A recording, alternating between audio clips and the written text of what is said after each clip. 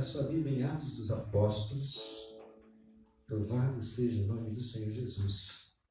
Aleluias.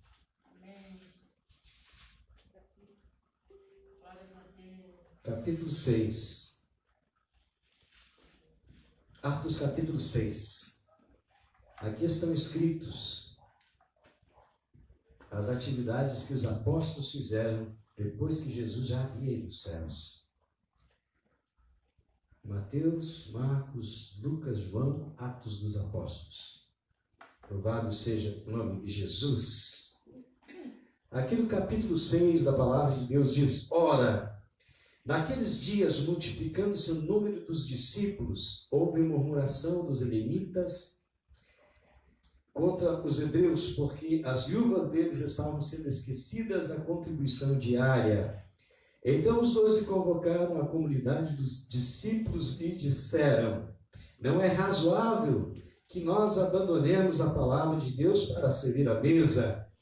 Mas, irmãos, escolhei dentre vós 7 homens de boa reputação, cheios do Espírito Santo e de sabedoria, aos quais encarregaremos deste serviço. E quanto a nós nos consagraremos à oração e ao ministério da palavra.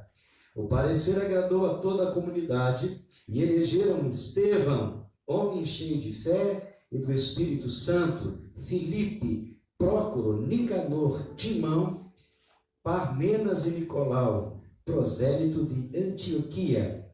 Apresentaram-nos perante os apóstolos, e estes, orando-lhes, impuseram as mãos. Crescia a palavra de Deus em Jerusalém, se multiplicava o número dos discípulos, também muitíssimos sacerdotes obedeciam à fé. Amém? Tome o seu assento. Meus queridos irmãos, a igreja, muitos chamam a igreja primitiva. Até a vida de Jesus, irmãos, muitas pregações irão acontecer.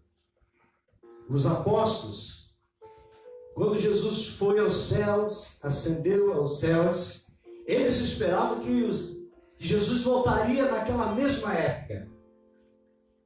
A próxima geração, após apóstolos, eles esperavam a vinda de Jesus. As primeiras igrejas pregavam a vinda de Jesus. A Bíblia ainda nem era confeccionada da forma que ela é hoje, e já esperava-se a vinda de Jesus. Passaram-se 1000 anos e Jesus não veio. E até hoje, Jesus não veio. Mas nós estamos aqui para anunciar que Ele vai vir. Porque nós estamos mais próximos do que eles estavam lá no princípio.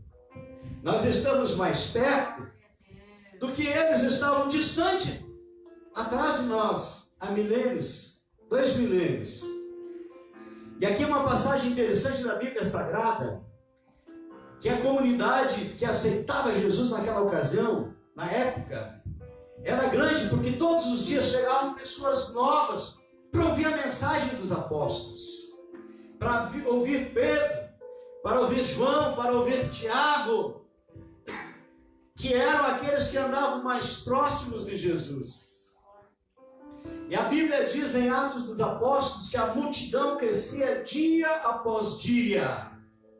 Chegou um momento que os apóstolos, eles não tinham mais como atender a distribuição do alimento, das ajudas que chegavam ao templo. E as pessoas vendo que aquilo ali iria de uma certa forma atrapalhando a pregação da palavra. E aqui a passagem diz que foram escolhidos 7 homens com algumas características para servir a Deus. Não eram eles os pregadores da palavra, mas eram homens tementes a Deus. E a Bíblia diz que no versículo 3: mas, irmãos, escolhei dentre vós 7 homens de boa reputação. Era o primeiro requisito. O segundo requisito: cheios do Espírito Santo. Terceiro requisito: cheios de sabedoria. Então o que eles pediam, irmãos? Uma pessoa que fosse bem reconhecida entre a comunidade, que gozasse de respeito, que gozasse de honestidade, homens cheios do Espírito Santo. O que significa ser cheio do Espírito Santo, irmãos? É aqueles que buscam a Deus em oração, não importa a situação. Porque aqueles que seguiram Jesus, irmãos, eles passaram por situações de perseguição, de apedrejamento, de prisão, de fome. Passaram por situações de deserto, de não dormirem, de serem perseguidos de morte. Mas eles não perderam a fé. Aqui, amados, se você dizer, mas onde estavam esses homens aqui que foram escolhidos aqui no capítulo 6? Eles eram seguidores de Jesus. Eles eram aqueles homens que andavam juntos com os apóstolos. Eles não estão aqui por acaso. A Bíblia fala que naquela manhã do dia de Pentecostes, quando João e Pedro e Tiago estavam juntamente com os demais no templo, haviam ali aproximadamente 120 pessoas. E aquelas 120 seguiam Jesus por onde ele fosse. Aquela multidão de pessoas seguiam Jesus. Esses homens, eles faziam parte daquele grupo que seguia Jesus. Eles eram conhecidos. Então, quando fizeram a escolha entre esses homens, e foram designados 7, esses homens eram cheios do Espírito Santo. Esses homens tinham ouvido a mesma mensagem de Jesus, assim como os apóstolos. Esses homens andaram com Jesus pelos montes, pelas pradarias, pelo deserto, pelos vilarejos. Eram seguidores de Jesus. Irmãos, muitas vezes nós ficamos em casa por qualquer motivo. Desistimos de fazer a obra por qualquer motivo. Esses homens, eles largaram tudo que eles tinham para seguir Jesus. Pedro, o apóstolo, ele deixava a esposa, a sogra doente, a família, para seguir Jesus. Antes de Pedro conhecer Jesus, Pedro tirava o sustento da sua família no mar, nas águas pescando. André, a mesma coisa. João, a mesma coisa. Se nós olharmos para Mateus, Mateus deixou de trabalhar na coleteria de impostos para seguir a Jesus.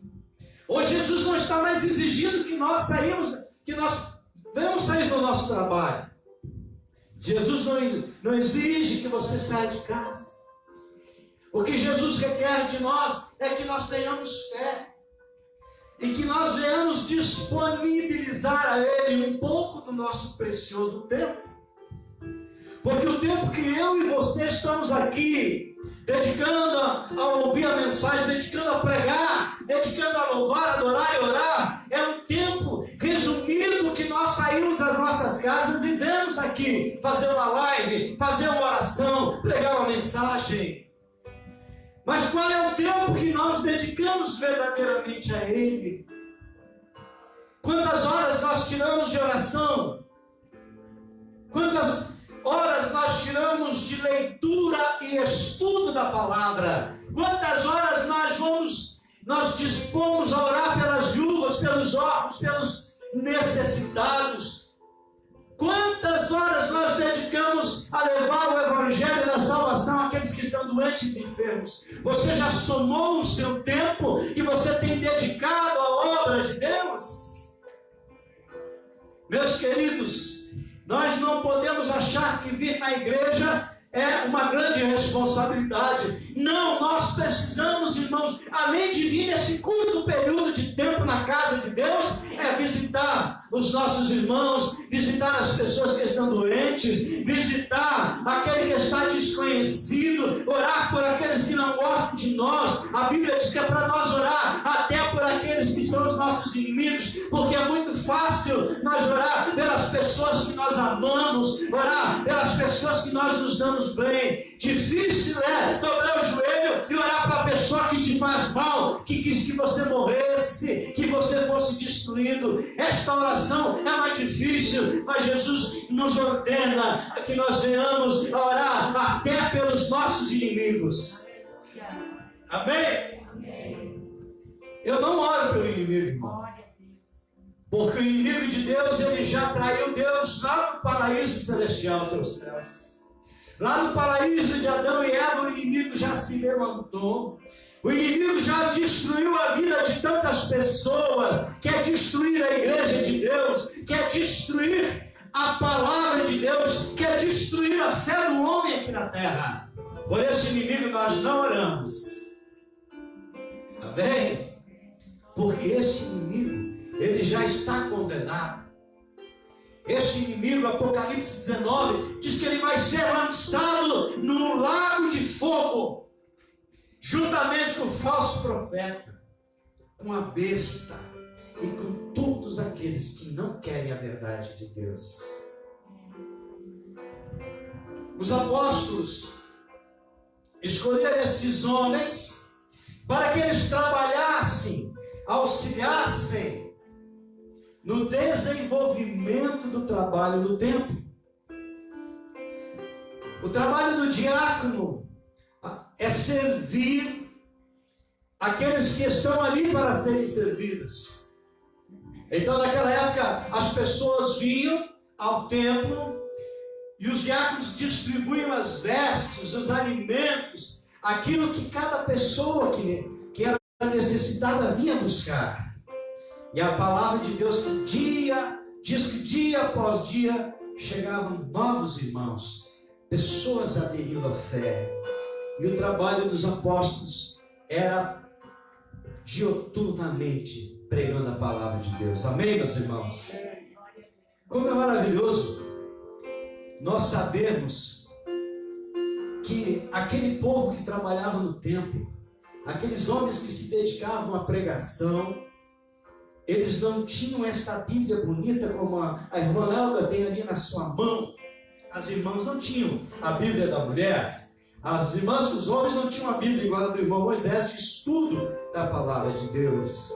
Mas nós temos um privilégio hoje, irmãos, de sabermos de toda a história escrita, falada, televisionada pela internet, por áudios, irmãos. Eles não tinham esse privilégio, mas quando eles aderiam à fé, eles tinham a certeza que Deus estava com eles. Nós precisamos ter a mesma fé que eles tiveram lá no princípio. João, escrevendo o primeiro verso do primeiro capítulo do seu livro, ele diz: no princípio era o Verbo, e o Verbo era Deus, e o Verbo estava com Deus, e o Verbo se fez carne e viveu entre os homens. Jesus estava falando de si mesmo. João estava falando que Jesus, ele é o Verbo de Deus personificado na vida humana. A palavra dele é a palavra de Deus. E é isso que esses homens presenciaram. Eles estiveram olhando olho no olho de Jesus. Eles puderam tocar nas vestes de Jesus. Eles puderam conversar com Jesus. Olha o privilégio deles. Nós não tivemos esse privilégio. Talvez Tomé, quando precisou olhar para as mãos de Jesus, para tirar a dúvida, e nós chamamos que Tomé era um homem sem fé. Mas quantas vezes, irmãos, nós conhecendo a palavra de Deus, nós deixamos a dúvida entrar no nosso coração? Quantas vezes nós já viemos na igreja ao longo das nossas vidas, e muitas vezes estamos desanimados e achando que Deus não está nos agradando. Muitos acham que Deus tem que nos agradar antes de nós agradarmos Ele. Quantos irmãos conhecendo a palavra de Deus, voltaram a fazer as coisas que anteriormente faziam. E eu quero dizer que eu creio que a maioria das casas, as residências da nação brasileira, tem um exemplar da palavra de Deus. E nós cremos, irmãos, que o mesmo Deus que João, Pedro e Tiago tiveram o privilégio de desfrutar do Filho de Deus, um dia nós todos seremos arrebatados desta terra e subiremos e teremos um encontro com Ele nos ares. Amém? Irmãos, o que de bom que se leva desta terra para o mundo vindouro? Eu não vi nenhum milionário levar toda a sua riqueza. Quando a pessoa morre, irmãos, Eclesiastes capítulo 12, versículo 7, diz que o homem que veio do pó, ao pó tornará. E o Espírito que veio de Deus, voltará para Deus. Nós não levamos nada deste mundo. Nós não levamos nem as nossas aparências físicas.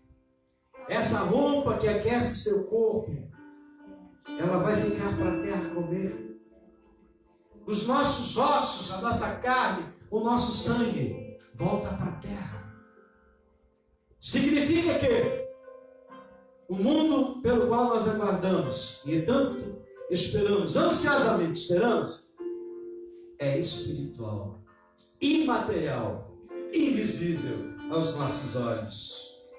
Quando João, Pedro, Tiago e os demais discípulos, seguidores de Jesus, os 12 apóstolos, com exceção de Judas, começaram a igreja primitiva, irmãos, a mensagem deles era: arrependei-vos dos vossos pecados, porque o fim está próximo.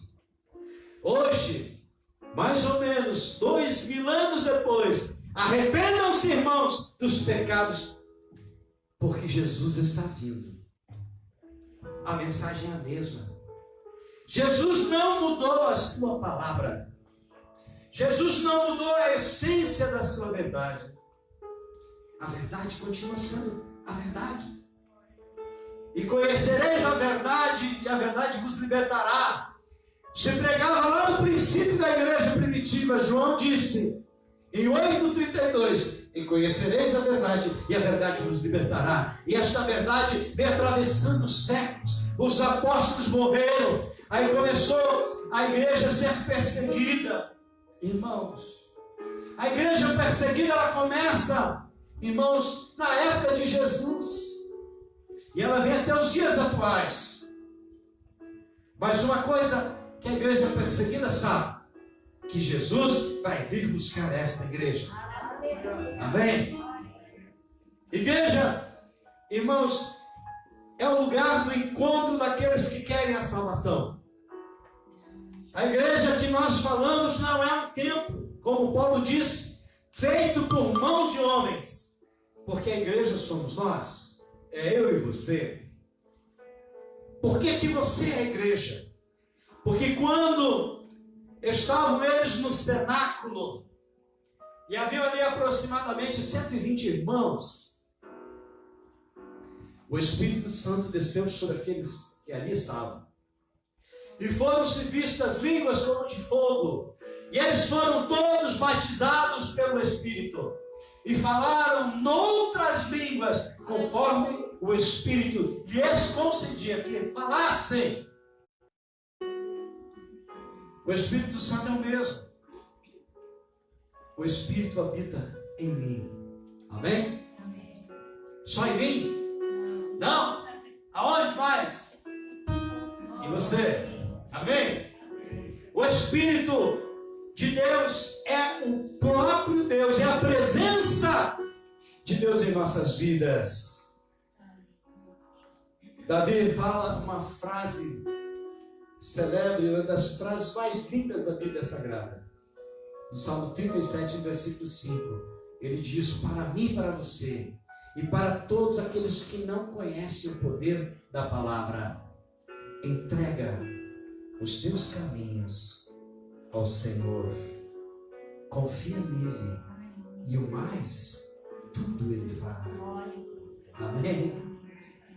Ele está dizendo: confia em Deus, deposita aos pés dele todos os teus problemas, creia, acredite que ele vai ter solução para cada um, e fique lá esperando com fé, porque sem fé é impossível de nós agradarmos a Deus. A salvação é uma atitude de fé. A salvação, ela é concedida a nós por misericórdia de Deus. A salvação será o momento em que o homem terreno deixará de ser terreno e subirá para o lugar que ele disse: estou preparando-vos lugar.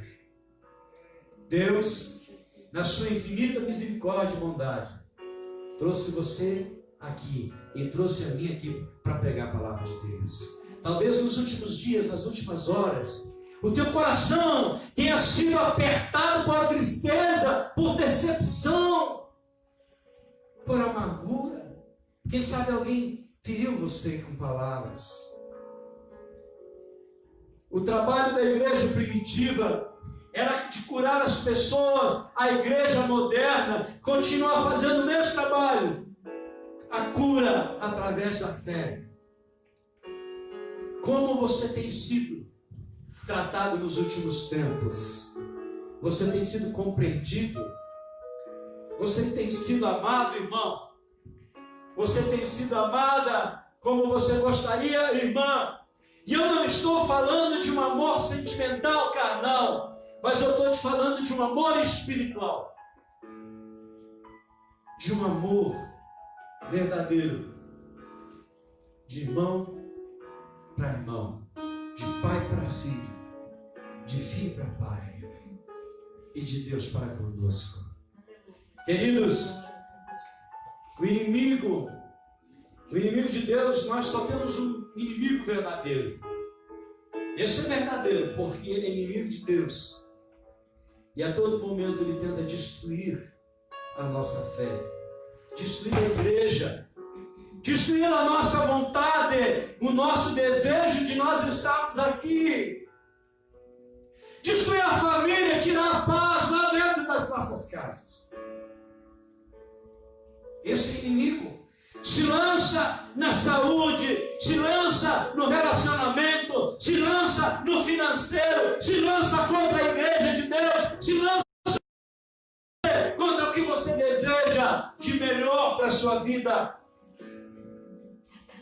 Mas eu quero dizer para você, se nós orar e nós crermos e tivermos fé, a Bíblia diz que tudo é possível naquele que crê. Você crê que você pode vencer? Talvez você esteja orando por alguém e o desejo é você olhar para o lado e ver a pessoa pela qual você ora estar ali, adorando a Deus ao teu lado.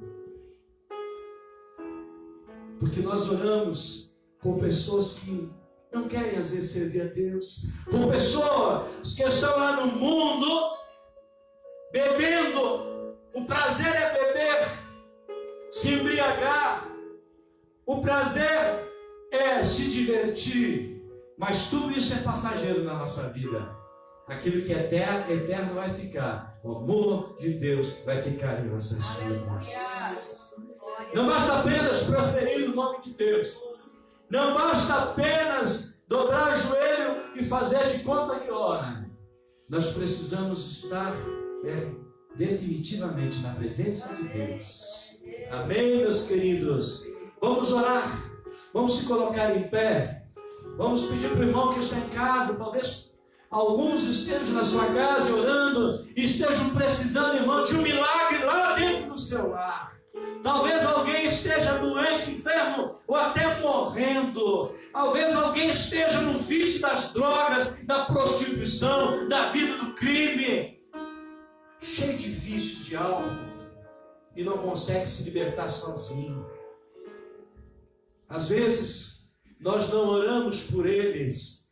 Talvez você tenha alguém que esteja lá no hospital desenganado pela medicina. Ou você conheça alguém que precisa das nossas orações. Talvez lá na sua família, você tenha lutado através das orações, mas parece que o inimigo tem sido mais forte que a tua oração. Não exista. Creia, creia, creia. A Bíblia fala que a fé é o firme fundamento das coisas que se não veem. E nós vamos orar agora com fé. E nós vamos direcionar a nossa oração para as pessoas que precisam das nossas orações. Vamos orar pelos nossos lares. Vamos orar pelo aquilo que nos dá o sustento, o trabalho de cada um. Vamos orar pela nossa família, que é a célula máter da sociedade, de uma nação e de um povo. Vamos orar pelos nossos irmãos que estão nos seus lares, que não puderam vir à igreja. Vamos orar por este município, pelas nossas autoridades. Vamos orar pelo Rio Grande do Sul, que precisa de uma ação verdadeira, desde o governador até as nossas vidas. E vamos orar por esta grande nação, por este grande povo. São mais de 210 milhões de brasileiros.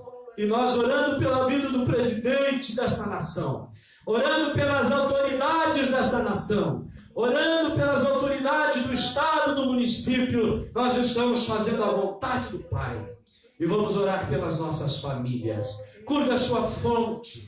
Vamos levantar a nossa voz em oração. Nós não somos muitos, mas a Bíblia diz que a união, amados irmãos, gera aqui em nossas vidas a fé. O que significa? É que onde 2 ou 3 estiverem reunidos, no meio deles está Jesus Cristo. Esta é a nossa união. Porque tudo que nós concordamos aqui será ligado nos céus. Aleluias.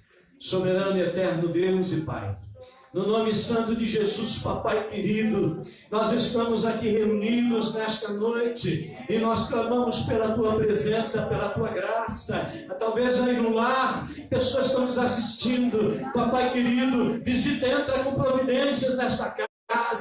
Visita cada membro desta família. Visita, Senhor Deus, o trabalho. Visita a saúde de cada um, Senhor amado. Visita, papai querido, aquele, Senhor, que não está mais, Pai, ouvindo a tua palavra. Está, Senhor Jesus, com a sua mente, os seus olhos fixados nas coisas do mundo. Pai, repreenda as atividades do inimigo, repreenda as atividades do maligno, visitando, Senhor Jesus, o coração daqueles que um dia oraram, adoraram, bendizeram o teu nome, que eles voltem, Senhor amado, para os teus caminhos. Traz, Senhor Deus poderoso, Deus santo, Deus verdadeiro, a essência do teu Espírito, agindo, Senhor Jesus, na vida de todos nós. Que nesta noite a minha família, a minha esposa, os meus filhos, a minha casa, as minhas finanças, os meus bens materiais sejam guardados debaixo das tuas asas, porque está escrito: debaixo das tuas asas nós estaremos seguros.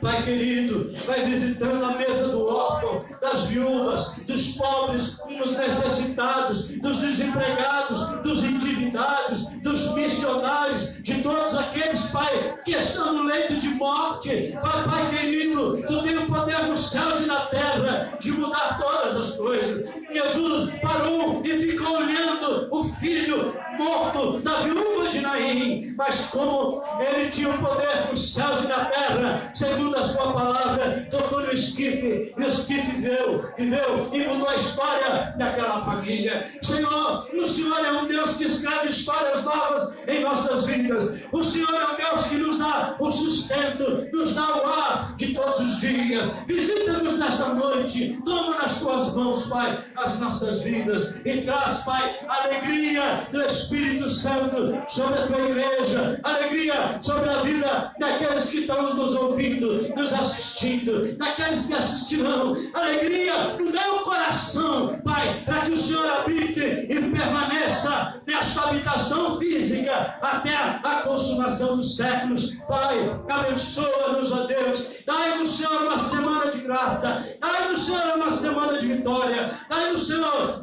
muita saúde e muita paz. Abençoa esta igreja, abençoa estes irmãos, abençoa esta obra, abençoa esta cidade, abençoa este povo, abençoa todo aquele que profere o teu nome. Pai, bendito és tu, ó Pai, e louvado seja o nome do Senhor Jesus, para a honra e a glória do Deus vivo. Aleluias. Bom estarmos aqui nesta noite, louvando o Deus Todo-Poderoso. Que Deus nos abençoe e que Ele possa consolar o coração de cada um dos meus irmãos e das minhas irmãs. Tomai assento. Louvado seja